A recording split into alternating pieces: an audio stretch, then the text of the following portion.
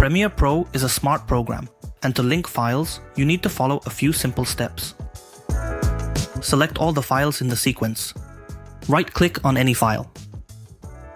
Select the Link Media option from the drop-down menu.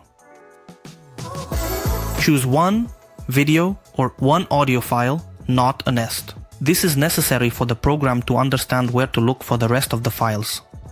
Specify the folder where the downloaded project is located.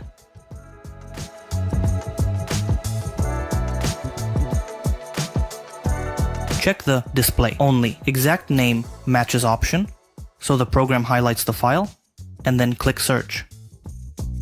When the file is found, click on it and then click OK. The program will automatically find the rest of the files and link them in the project.